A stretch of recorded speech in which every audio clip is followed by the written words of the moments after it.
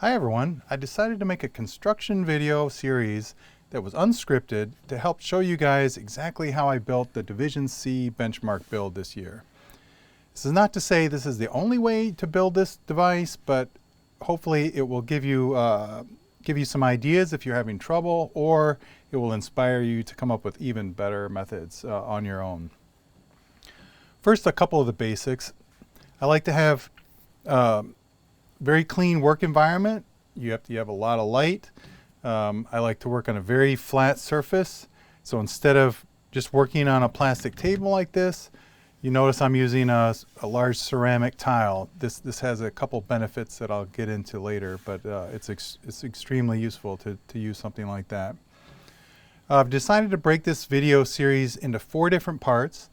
The first one being this video, which is just an introduction and my general approach to how I tackled the problem this year. In the second video, I'll build a tension member. The third video, I'll build a complete compression member. And then finally, I'll have a video where I do the final assembly.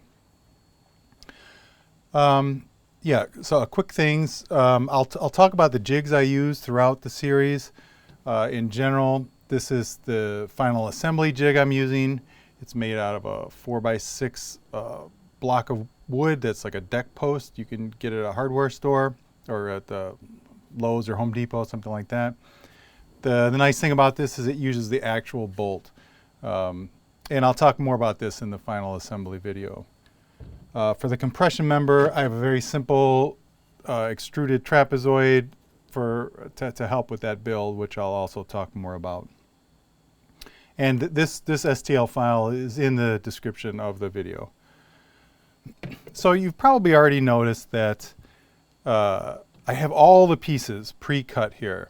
So this is definitely the way I like to work. The idea is you're pre-cutting all your pieces, and you're essentially making yourself a kit that you need to assemble.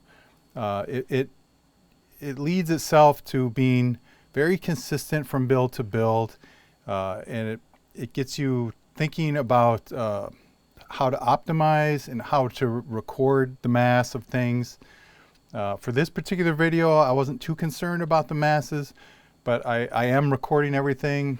So once you have a design that's fairly set, like I have here, I like to create like a template worksheet that I can just fill in the data that makes it very structured on the types of data I record for these things. So that allows you to not only reproduce a good result, but if something fails, you can hopefully improve on it on the next build. I can't emphasize enough how important it is to have to do this part of the build process. And I would contend that once you become an expert builder, which I'm sure many of you watching this video already are, this right here is the most challenging aspect of the whole event. You're really trying to figure out how to build a balanced device. You know, you don't want one section to be too strong or too heavy. And you really need to have all these things optimized together to have the best possible build. I mean, for example, you see I have, well, here I have all beams for the compression beam. I have all the cross members, the vertical helpers here, and then the tension piece components. And for example, it would be very easy to cut all these compression cross members, and if you were not paying too much attention, you could easily have them be 2 or 3 times the mass of what I have here, because these are fairly light. And if you did that, your build would still work fine and they would not fail, but there would be no chance to offset that extra mass in other parts of your build to have like a national competitive Boomi.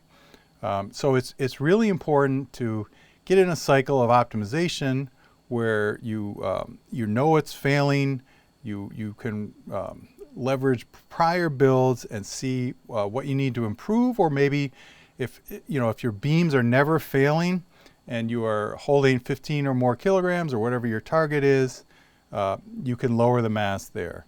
But it's always a balancing act, and to get all these things together to be optimal is the real challenge, and that's what makes this event a lot of fun.